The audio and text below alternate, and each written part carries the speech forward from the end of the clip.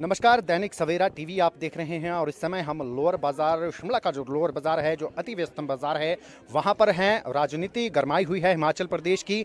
तमाम जो दल है, भाजपा हो, कांग्रेस हो, आम आदमी पार्टी हो, सीपीआईएम हो, उनके जो प्रत्याशी हैं वो अपने पक्ष में लोगों से मतदान करने की अपील कर रहे हैं। और यहाँ लोअर बाजार की अगर हम बात करें तो कांग्रेस से जो प्रत्याशी हैं हरीश जनार्था, जो इससे पहले भी 2 बार चुनाव लड़ चुके हैं यहाँ से, और कड़ी टक्कर उन 2 चुनावों में उन्होंने भाजपा प्रत्याशी जो सुरेश भारद्वाज थे उनको दी थी। और इस बार जो है कांग्रेस पार्टी ने इन्हें अपना प्रत्याशी बनाया है। पिछली बार निर्दलीय चुनाव लड़े थे, लेकिन इस बार कांग्रेस पार्टी ने इन पर दाव खेला है और ये जो है शिमला शहरी सीट से कांग्रेस के प्रत्याशी हैं। आज लोअर बाजार में अपने पक्ष में प्रचार करने के लिए यहाँ आए हैं।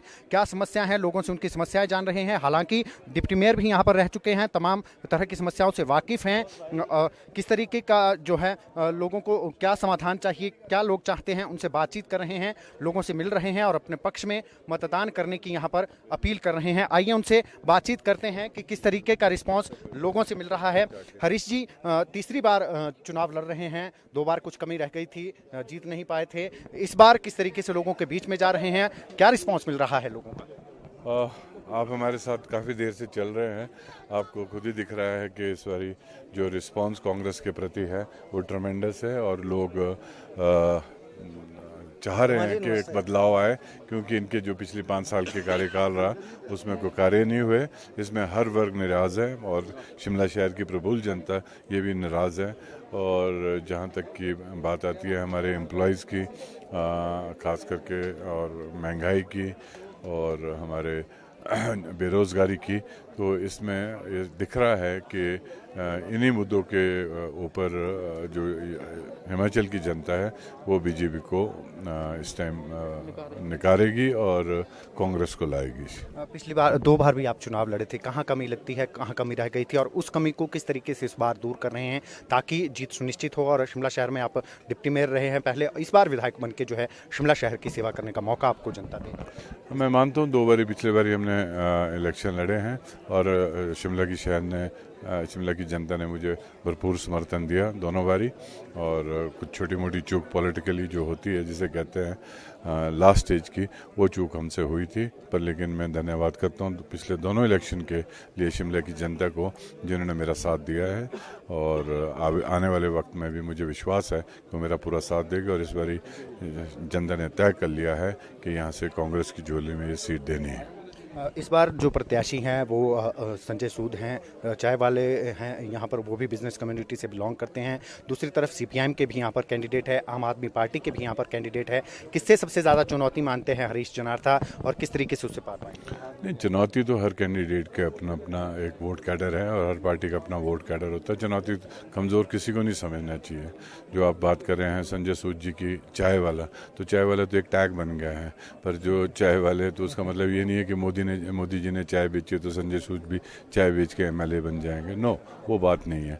बात ये होती है कि जो आपके विजन है शहर के लिए, जो आपने कार्य किए हैं शहर के लिए, वो लोगों के जहन में रहते हैं। शिमला की जनता पढ़ी लिखी है, उनको मालूम है कि कौन सा आदमी कितने कैपेसिटी रखता है और उनको कार्य करने का किसको कितनी क्षमता होती है।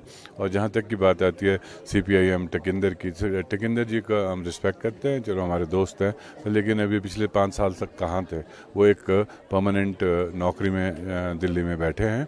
उनके सेनेट के थ्रू सैलरीड एम्प्लॉयज जो सीपीआईएम के, उनको तनख्वाह दी जाती है। तो अभी ये तो यहाँ पे अभी थोड़ा दिल्ली में गर्मी है और थोड़ी ठंड मनाने के लिए यहाँ शिमला में आए। और मुझे पूरा विश्वास है इमीडिएटली इलेक्शन के बाद, और वो जैसे पिछले 5 साल तक यहाँ पे नहीं रहे और गायब रहे, तो अगले इलेक्शन के बाद वो और 5 साल के लिए गायब रहेंगे। और सीपीआईएम का ऐसा कोई बात नहीं है। पीछे भी उन्होंने इलेक्शन लड़े थे तो उनकी रिजल्ट्स तो सबके सामने थे कि क्या हुआ। तो अब लगता है कि ठीक है, जैसे लोगों का रुझान होगा तो अब वो उनको भी बोलना पड़ना, जवाबदेही है पब्लिक के लिए कि हमने पिछले 5 साल में आपके लिए क्या किया है। पैंडेमिक का टाइम था और बहुत कुछ प्रॉब्लम्स थी शिमला शहर की। मुझे लगता है 5 साल का बहुत बड़ा गैप होता है पब्लिक के साथ ना टच में रहने के लिए। तो इस टाइम को तो वो अपने शिमला शहर की प्रॉब्लम्स भी भूल गए होंगे।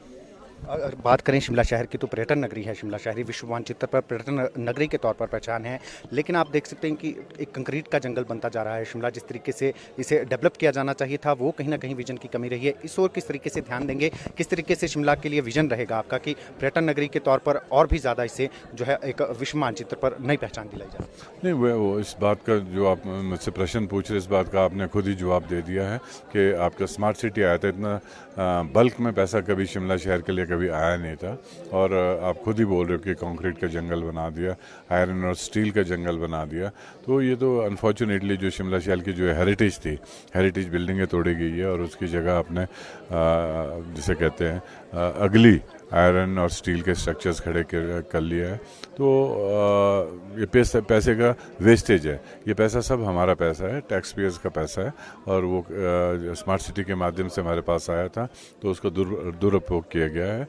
और पूरी शिमला की जनता जानती है कि ये जो पैसा कहीं और लग सकता था, पब्लिक का पैसा है, पब्लिक से पूछ के लग सकता था। डेवलपमेंट प्लान्स बनती है, डेवलपमेंट प्लान आपकी बाहर आती है तो उसमें आपको हर वर्ग को पूछना चाहिए। उसमें आपके व्यापारी वर्ग है, उसमें आपका जनरल पब्लिक है, उसमें आपके एम्प्लॉयज़ है, डिफरेंट हमारे वार्ड्स हैं, वहाँ पे लोग, वहाँ पे आपके इलेक्टेड मेंबर्स हैं, वहाँ से आपके नुमाइंदे हैं, उनको पूछना कि उनके वार्ड में क्या। किसी से कुछ पूछा नहीं गया और सडनली वो पैसा कहीं ना कहीं आपको जब दिखा कि कान लग रहा है, तो उसके कारण जब वो नज़रों में लोगों की पड़ी तो लोग जागरूक हो गए कि शिमला शहर का सत्यानाश कर लिया और जो आपके जो ये पैसा का मिस यूटिलाइज हुआ है। अगर बात करें, अभी आप व्यापारियों के बीच में यहाँ पर आ रहे हैं, व्यापारियों से हमने बात की तो उनका कहना है कि ऑनलाइन कारोबार एक बहुत बड़ी चुनौती बन गया है सभी व्यापारियों के लिए। दुकानें बंद करने की नौबत आ गई है, सैलरीज नहीं दे पा रहे हैं। इसके अलावा जीएसटी अलग से एक परेशानी बनी हुई है और भी कई तरीके के व्यापारियों को परेशानियाँ आ रही हैं। तो उनके लिए क्या विजन रहेगा, उन्हें किस तरीके से, ताकि व्यापारी जो है अपना व्यापार जो है वो कर सके, ढंग से सैलरीज भी दे सके और रोज़गार भी दे सके? शिमला शहर जो है, ये शिमला शहर दो वर्गों से है। यहाँ पे जैसे कहते हैं दो वर्गों का यहाँ पे मेन वर्चस्व रहता है। एक आपके व्यापारी हैं और दूसरे यहाँ पे आपके एम्प्लॉयज़ हैं। जहाँ तक व्यापारियों की बात है तो पिछले 5 साल में इनको अपने एक घुटन सी महसूस हो रही है। जहाँ तक आप जीएसटी की बात कर रहे हैं, जीएसटी में सबसे बड़ा मुद्दा जो है इनका व्यापारियों को, वो जीएसटी ही है। आप कहीं से परचेज करके कोई सामान लाते हो तो आप उस टाइम जो व्यापारी हो वहाँ पे जीएसटी पे कर लेता है। तो जो अगली पार्टी, अगर उस पार्टी ने कहीं वो जीएसटी नहीं दिया है, जमा नहीं किया है, तो दोबारा वो नोटिस आपको, जो फर्स्ट व्यापारी है, जो हमारा व्यापारी है, उसको नोटिस आता है कि आप दोबारा जमा कीजिए, विच इज़ वेरी अनफॉर्चुनेट। और वो इस तरीके की कोई चीज़ होनी भी नहीं चाहिए। जब आपने पेमेंट कर ली है तो किस मुद्दे से आप दोबारा उस जीएसटी को व्यापारी से मांग सकते हैं? तो वो एक बहुत गलत एक प्रैक्टिस है और उसको रोकने का प्रयास किया जाएगा। और जहाँ तक कि व्यापारियों की जो और समस्या है, वो मेजर समस्या यहाँ की जो आपकी पार्किंग्स की है। लोग आते हैं घरों से, अब आज की तारीख में शिमला शहर से मैक्सिमम व्यापारी बाहर को शिफ्ट कर गए। चाहे नज़दीक के एरिया, चाहे न्यू शिमला है, वो भराड़ी है, आपके नीचे कैंथू एरिया है, एनाडेल है। तो जब उनका आना जाना यहाँ पे रहता है तो उनके अपने पार्किंग की फैसिलिटीज़ यहाँ पे है नहीं। और मेजर प्रॉब्लम्स यहाँ पे जो वॉशरूम्स है, टॉयलेट्स है, जिस तरीके से होने चाहिए, इतना डेंसली पॉपुलेटेड हमारा लोअर बाजार है। और इक्वली उसी तरीके से हमारा जो पॉपुलेशन, वो वीकेंड टूरिस्ट का जो अट्रैक्शन है वो माल रोड है।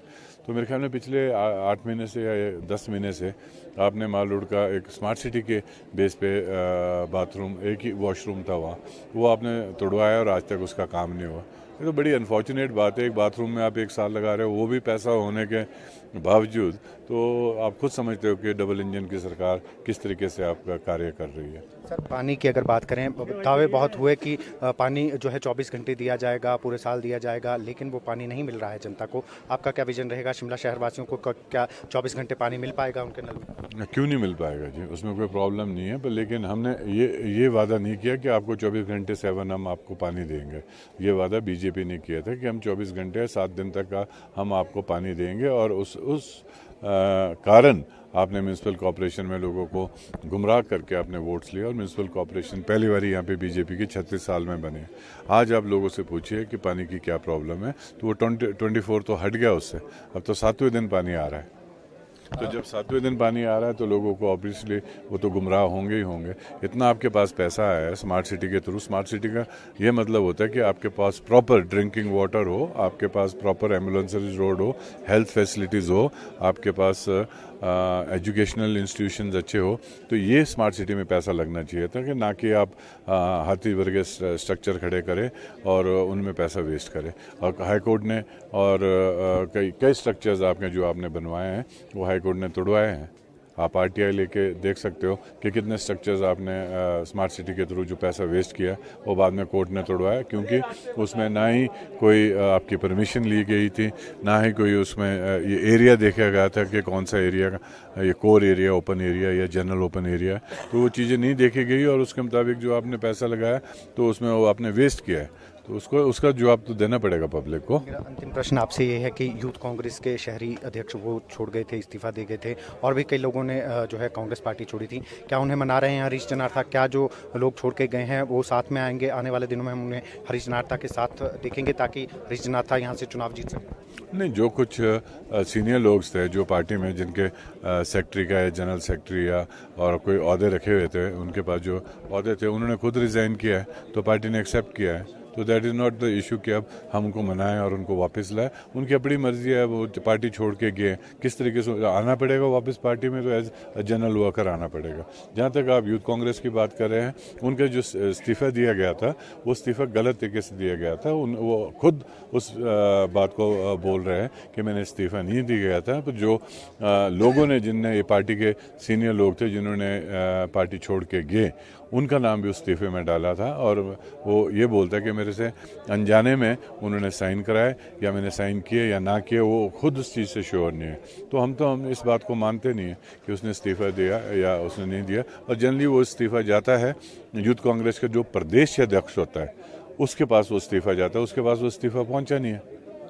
तो हमारे लिए तो स्टैंड करता है अभी तक जो भी है वो लड़का जो जिसने इस्तीफा दिया, यूथ कांग्रेस का अध्यक्ष है, वो स्टैंड करता है, वो काम करेगा। तो जो सीनियर लेवल के इस्तीफे हैं वो तो डायरेक्टली मैम सोनिया गांधी को गए हैं या डायरेक्टली पीसीसी प्रेसिडेंट को गए। I think they are been accepted and अब उनको अगर रीजॉइन करना है तो हाईकमांड से बात करनी पड़ेगी और सीनियर लीडर्स से बात करनी पड़ेगी। बाकी जो लोग और लोग हैं, जिसे कहा जा रहा है हमारी डीसीसी है और हमारे जो लोग और रुश थे जिन्होंने अप्लाई किया, सबसे बातचीत हो चुकी है। बात करने की कोई ऐसी कोई बड़ा इशू था ही नहीं है। टिकट मांगने का हक सबको है, सबने टिकट के हक के लिए अप्लाई कर सकते हैं, उसमें जो भी हो सकता हो। तो मैक्सिमम लोग जिन्होंने टिकट अप्लाई किया वो अप्लाई किया था वो अब साथ चल रहे हैं। और उसके बावजूद एक दो आदमी जो जिनके है कुछ प्रॉब्लम चल रही है, पर कॉन्स्टेंटली हम उनके साथ टच में हैं। वो प्रॉब्लम उनकी कोई फैमिली प्रॉब्लम है, कोई फैमिली फंक्शन में या किसी की हेल्थ प्रॉब्लम है, एक दो दिन के बाद जैसे मोमेंटम गेन करेगा, हमारा एक यहाँ पे उससे कहते हैं कार्यकर्ता सम्मेलन हो रहा है बहुत शॉर्टली, वो अनाउंस होगा जब सीनियर लीडर्स को थोड़ा टाइम लगेगा। उसमें आपने देख लेना कि सबके सब इकट्ठे होकर काम करेंगे। आज हम बाज़ार में हैं, पिछले कल हम डिफरेंट एरिया में थे, यूनिवर्सिटीज़ में थे। तो मेरे ख्याल में मैक्सिमम लोग अपने अपने एरिया में काम कर रहे हैं और वो पब्लिक के लिए मुझे विश्वास है कि वो पार्टी का हौसला है, पार्टी के लिए फैसला लिया उन्होंने और पार्टी को जिताने के लिए सब काम कर रहे हैं। चलिए, दैनिक सवेरा टीवी की शुभकामनाएं आपके साथ।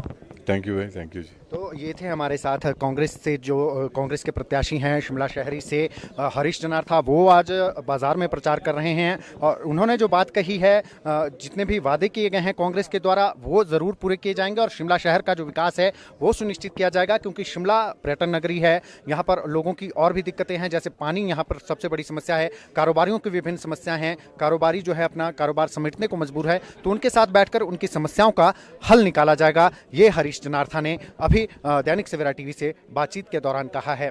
और जहां तक रूठों को मनाने की बात है, उन्होंने साफ कह दिया है कि जो बड़े पदों पर थे उन्होंने खुद इस्तीफे दिए हैं, अगर उन्हें ज्वाइन करना होगा तो आज आम कार्यकर्ता के तौर पर ज्वाइन करना होगा।